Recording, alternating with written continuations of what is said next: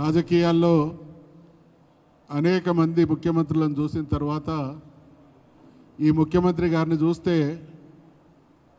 3 విషయాలు. ఒకటి, మాట మార్చడం. 2, మడమ తిప్పడం. 3, ఏమార్చడం. ఇది ఆయన నీతి రీతిగా మారింది. ప్రజలు అధికారం ఇచ్చింది హామీలు అమలుపరచడం కోసం, అభివృద్ధి కోసం, రాష్ట్ర గౌరవం పెంచడం కోసం. ఈ లక్ష్యాలతో ప్రజలు ప్రభుత్వాలను ఎన్నుకుంటే ఈయన మాత్రం అందుకు భిన్నంగా ముఖ్యమంత్రి మాటల తీరు ఎదుటి వారిని చులకన చేయాలనేటువంటి భావన, ఎదుటి వారిని చులకన చేసేటువంటి మానసిక రోగంతో బాధపడుతున్నట్టు కనబడతా ఉన్నది. క్లబ్బులకు పబ్బులకు ఆయన రాడట. అంటే ఎంత విషం జల్లేటువంటి దుర్మార్గపు మాట అంటే ఛాలెంజ్ చేసింది ఆయన.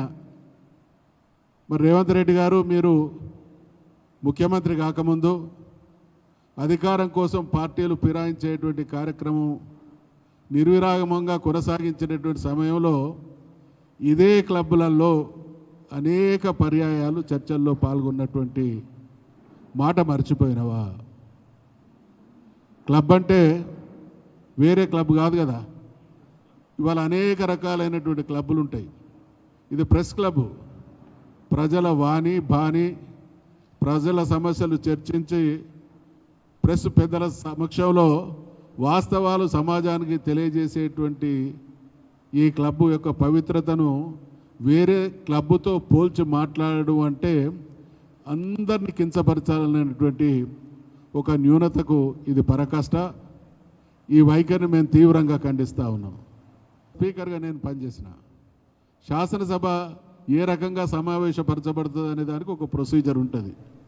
గవర్నమెంట్ నుంచి వెళ్ళి స్పీకర్కు లెటర్ వస్తే ఆ లెటర్ గవర్నర్ గారికి పంపితే ఆయన పర్మిషన్ ఇస్తే గవర్నమెంటే డేట్స్ డిసైడ్ చేసి పంపుతుంది. దానికి అనుగుణంగా శాసనసభ సమావేశపరచబడుతుంది. ఇది చేయాల్సినటువంటి ముఖ్యమంత్రి ఏం మాట్లాడుతున్నాడు? ఇప్పుడు ప్రతిపక్ష నాయకుడిగా ఆయన లెటర్ రాస్తే మేము శాసనసభ సమావేశాన్ని ఏర్పాటు చేస్తారట. చేస్తావా? మరి ఆ దమ్మున్నదా? ప్రతిపక్షంగా మేము సంవత్సరానికి ఒక 100 రోజులు శాసనసభ జరపాలనేటువంటి డిమాండ్తో నేను కూడా శాసన మండలిలో ప్రతిపక్ష నాయకుడిని. మరి మేము శాసన మండలి ప్రతిపక్ష నాయకుడిగా ప్రభుత్వానికి ఒక లేఖ రాస్తా, సంవత్సరానికి ఒక 100 రోజులు శాసన మండలి సమావేశాలు ఏర్పాటు చేసి ప్రజా సమస్యల్ని నిర్విరామంగా నిరంతరంగా చర్చిద్దామనేటువంటి మా లేఖను ఆనర్ చేసేటువంటి దమ్మున్నదా?